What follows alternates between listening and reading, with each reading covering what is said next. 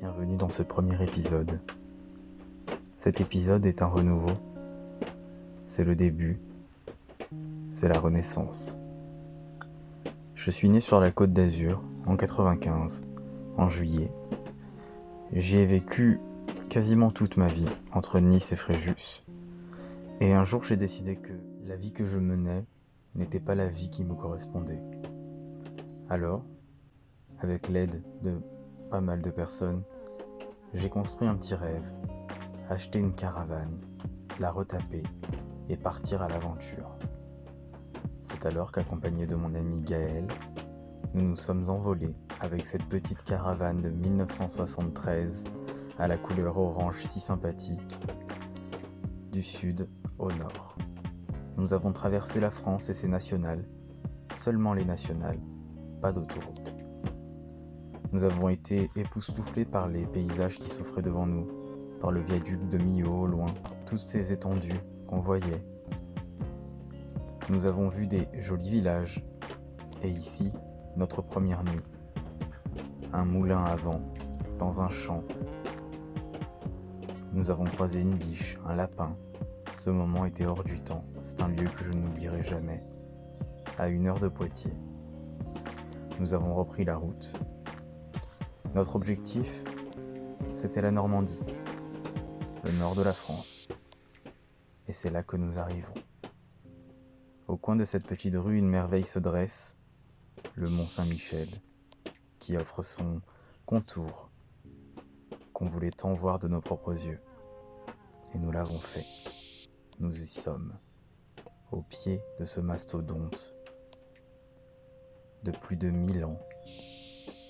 Ses rues étroites, son panorama magnifique, son énergie. On s'y sentait bien, on s'y sentait humble. C'est un lieu qui ramène une personne à son humilité.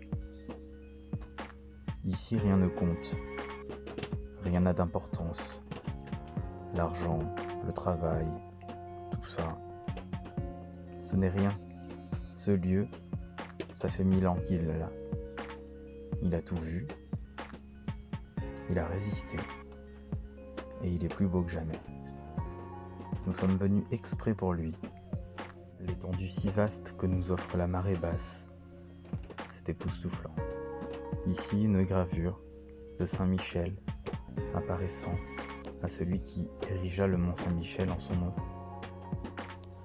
La salle des piliers, une salle magnifique. Une atmosphère y règne, quelque chose de sacré, quelque chose d'hors du temps.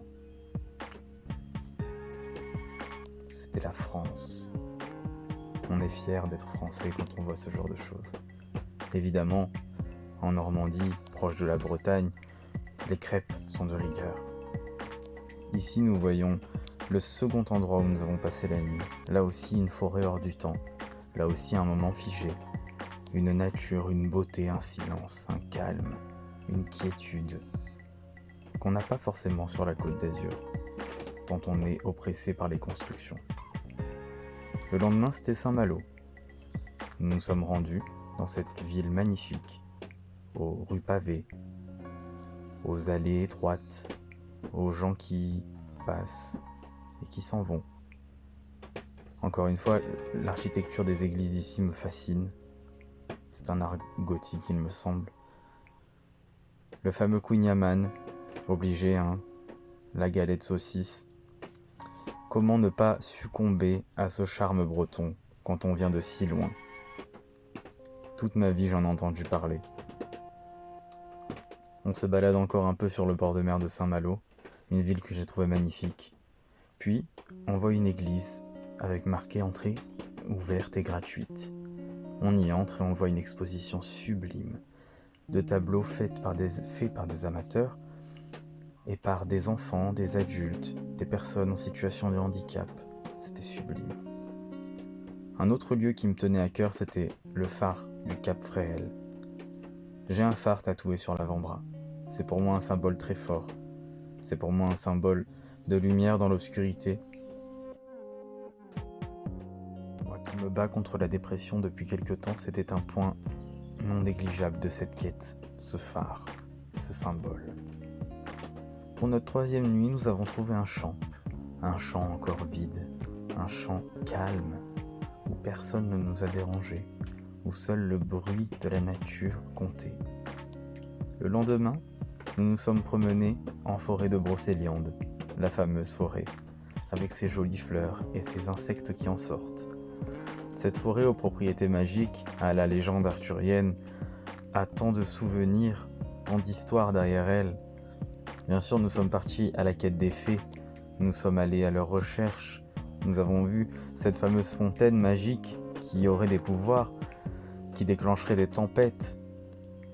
Nous avons fait un pèlerinage mystique dans cette forêt, dans le lac aux fées, où nous ne sommes pas allés évidemment.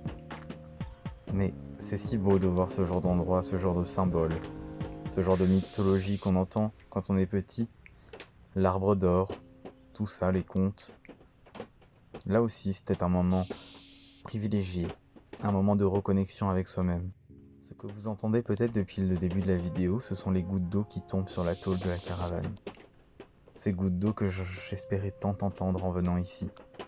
Cette caravane, Billy, vieille de 50 ans, c'est mon nouveau moi, ma renaissance, mon nouveau chez moi, ma nouvelle compagne d'aventure, le témoin de ma nouvelle quête, de ma nouvelle vie. Considérez cet épisode comme un prologue, c'est le début de l'aventure. La vie est si courte, alors vivez-la à fond. N'oubliez pas que votre vie, c'est ce que vous en faites, pas ce que les autres en font. Pour une vie rangée, on perd notre chance d'un jour découvrir ce qu'il se trouve au détour de la rivière.